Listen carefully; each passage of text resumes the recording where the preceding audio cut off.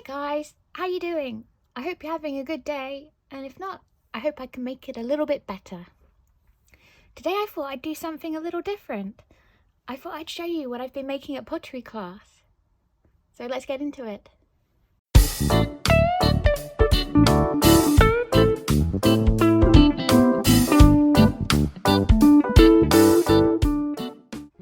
This is one of the first items I made at pottery class.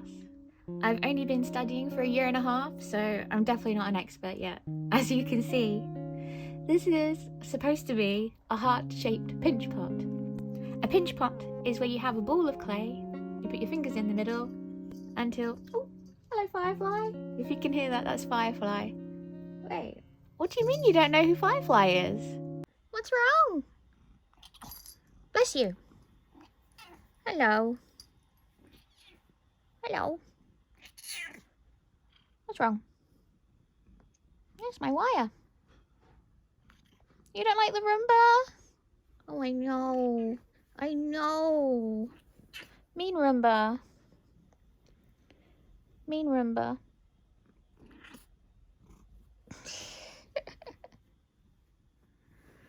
You gonna settle down with me?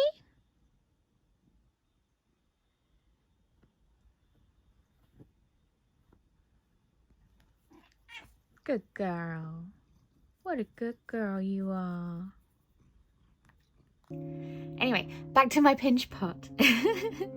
You get your ball of clay and you're supposed to expand it in your hand until you get a bowl. I'm really not very good at making pinch pots. Well, I'm not good at pottery in general, but anyway. This is made out of a type of clay called crank, which means it's not smooth, it has bits of grit in. And it is glazed with the wrong kind of glaze. Well, it was one of the first things I ever made, and I still like it anyway.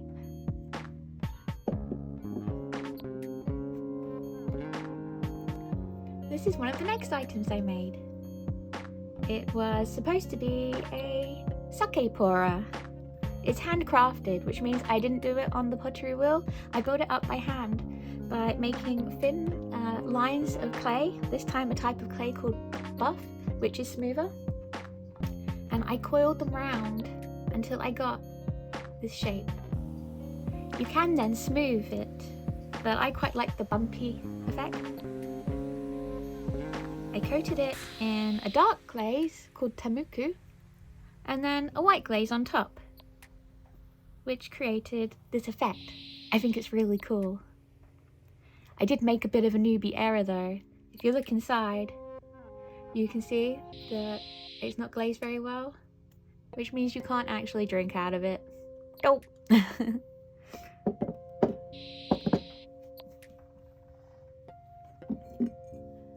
Next I made this plate or bowl. We were learning how to use slip. Slip is a coloured clay that goes on top of your normal clay. See, this is the normal colour of the clay. It's buff once again. Then I painted it with a white slip, which is buff clay mixed with white pigment. I let that dry. Then I put the stencils on top of, can you guess who it is? It's Moomin and Snorkmaiden. That's supposed to be a heart and some clouds. So yes, then I put the stencils on top, painted over with the blue slip, which is clay mixed with blue pigment. Then when the blue slip is dried, I peeled off the stencils and got these outlines in the white from underneath. I put the bowl or plate in the kiln, and then I just glazed it with a clear glaze. I don't know if you can see. I was very happy with how this turned out, even though they're not quite centre. I think I'd like to try this again actually.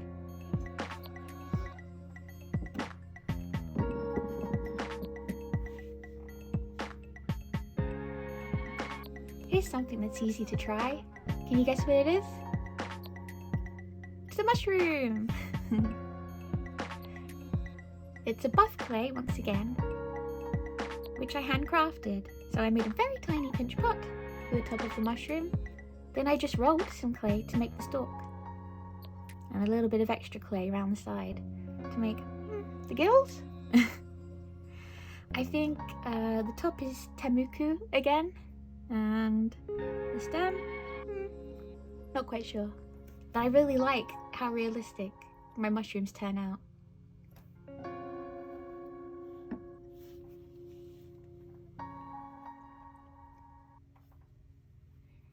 Can you guess what this is?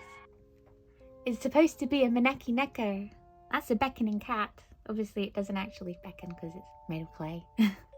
This was the first proper sculpture I ever made. And I'm quite proud. It was one of the items that I first used my own glazes on as well. Because the school has some basic glazes and then you can bring your own. I was very excited to try this pink and green glaze. There is supposed to be a lilac glaze too, but it didn't show up. After I made this, I brought out extra details by using Posca pens, such as on the paw and the bell and the face. I even learnt how to hollow out the inside so that it didn't explode in the kiln.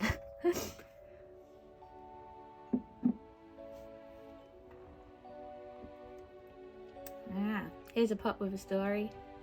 Let's see if I can tip it. Oops. So this was supposed to be a coffee mug. I made it using slip, which is very liquidy clay, put into a mould, and it was turning out perfectly until the teacher handed it to me. Literally, as I took it, boing, the handle fell off. I was devastated. But I'm afraid when you do pottery, you have to be used to making mistakes and things falling apart. It's actually really good. It teaches you a lot of patience. But nothing ever gets wasted. So I took it home and I did some kintsugi on it. That's the Japanese art of mending broken items, particularly pottery, with, well, it's supposed to be gold, but this was just a cheaper kit. This is one of the most recent items I made. It's a jackalope skull. I used a base, actually, of a human face to get the shape. Then, using references of rabbit skulls, I carved out the shape of an animal skull. It's quite basic. It's probably not very realistic, but who really knows what jackalope skulls looks like? So once I'd made the rabbit skull, I then added the antlers, because if you don't know, jackalopes are rabbits with antlers. And actually, if you've ever visited my Redbubble Threadless store, you'll see that I do sell some jackalope, cute jackalope this time, not skull, inspired items. I'll show some pictures now. Once my jackalope skull had gone in the kiln for the first time, I then had a chance to glaze it. Because if you don't know, you first make the item out of clay. This was buff again, the smooth clay. Put it in the kiln the first time, then you glaze it, then you put it in a kiln the second time to harden it up. The glaze I used is a cream glaze, and then on top of that, I used something called iron oxide, which created the speckled effects to make it look like old bone. I'm very happy with this item. I think I'd like to put it in a garden or in a pot plant holder. Let me know what you think.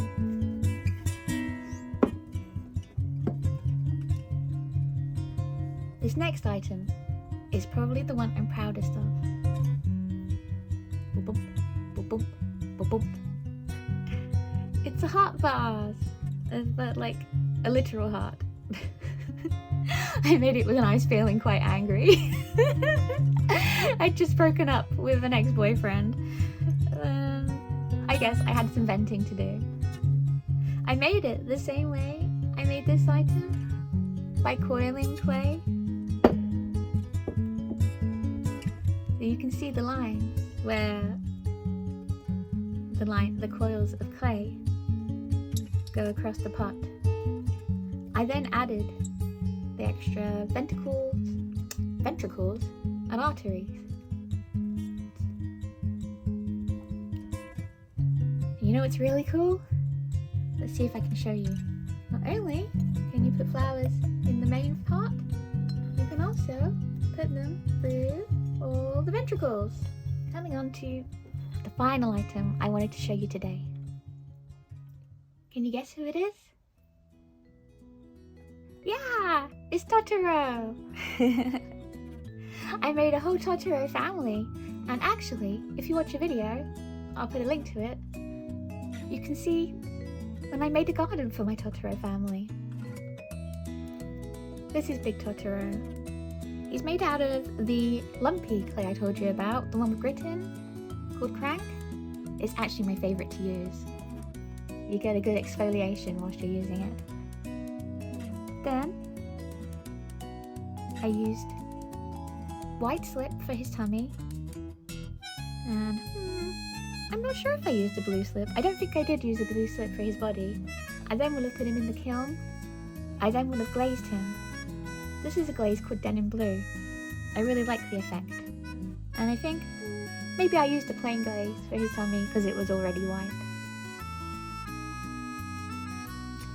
Wow, how do you like what I made at my first year and a half at pottery school? I'm really looking forward to showing you what I make in the future. I've got lots of items waiting to go into the kiln over the holidays. Which item was your favourite? I'd love to know, then I can make more in the future, and maybe, if any of you really like some items, I can always make some to sell, because I would like to be able to share my pottery with other people. Thanks for watching! If you liked this video, I'd love to hear in the comments what you like most. Maybe actually give it a thumbs up. A share and a subscribe would also be great. And I'll see you next time. Bye bye! Oh wait, I forgot. You can also visit my Instagram at Enchanted Violin, and please do check out my online comic, Companions. All the links are in my bio. Bye bye again.